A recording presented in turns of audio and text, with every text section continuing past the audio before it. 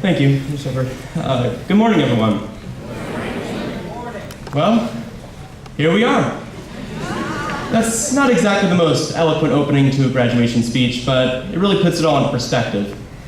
For years, we have seen other classes here, or rather out there, patiently waiting for diplomas, ready to embark on the next journey.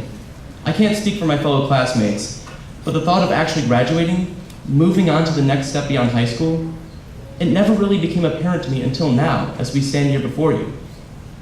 Only now do I understand why so many regard this moment as bittersweet. While I'm sure I speak for all of us when I say that we are beyond excited to begin the new chapter in the novel that is our lives, at the same time, it's difficult to have to say goodbye to so many whom we have come to consider as family, people with whom we have formed unbreakable bonds. But do we really have to say goodbye? Personally, I believe the better phrase is thank you. Without all of my friends, my family, and MPA itself, I would not be the person who speaks before you. I might not even be standing here with the cap on my head in college to consider. I'm confident that if I had gone to another school, met different people, and been immersed in another environment, I would not recognize myself. I could not recognize myself. You might be thinking, ease up on the drama there, Theo. But consider this for a moment. Would an astronaut have the same life path as a lawyer? Of course not. And on a similar note, would attending a school of 2,000 in Indiana be the same as attending a school of 140 in Illinois? Doesn't seem likely. The path and the experience shape you, and I can say that being here at MPA has truly shaped me into who I am today. I'm sure that my fellow graduates would agree with me on this, that we owe so much to you, our families and faculty, for bringing us here. So, thank you, everyone.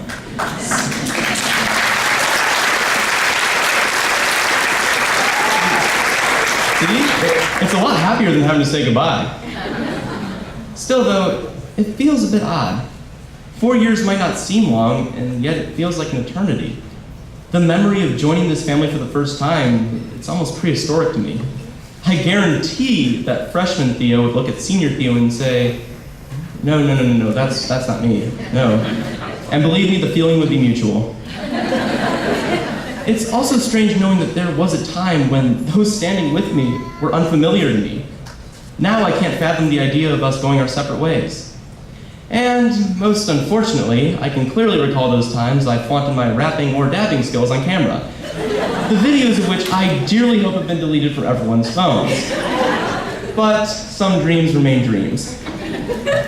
I believe that all of these memories, yes, even that last one, and their contemporaries from my fellow graduates will make us long and strive for more times like them, so that all of these experiences will never truly fade from our minds. Rather, they'll live on. And even as we look to the past, we're faced with a considerable step to climb. And this is where the gratuitous famous quote comes in. I know you all were clamoring for that one. And I'm sure there will be a few eyes rolling behind me as I recall a phrase from one of my favorite World War II figures, who was already mentioned before, cue the eye rolling, Winston Churchill. And by the way, I'm sorry, Mr. Drahazal, I really wanted to do MacArthur, but I had to go with Churchill.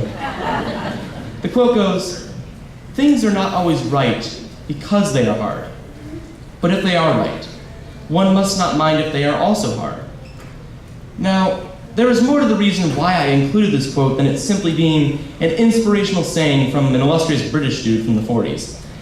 Churchill is alluding to the common notion that we often associate something difficult with great rewards, and thus, we almost deem it necessary to take the hard path.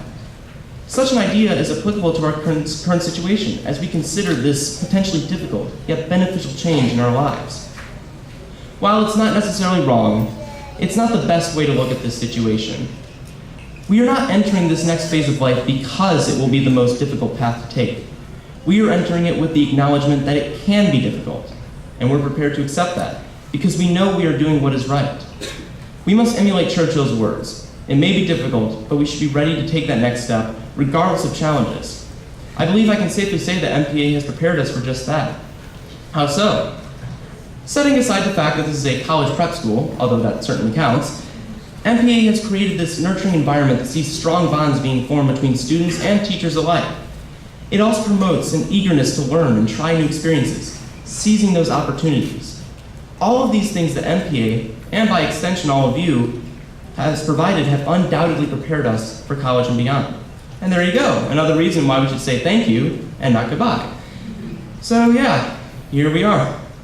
It's time to move on, to take that next great step. But even as we travel beyond MPA, we will remember.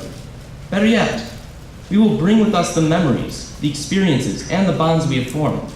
They will serve as both reminders and guides for how we may lead our lives. For none of this would be possible without those who were there for us, who cared for us, who shaped us, and who will continue to influence us even as we move on.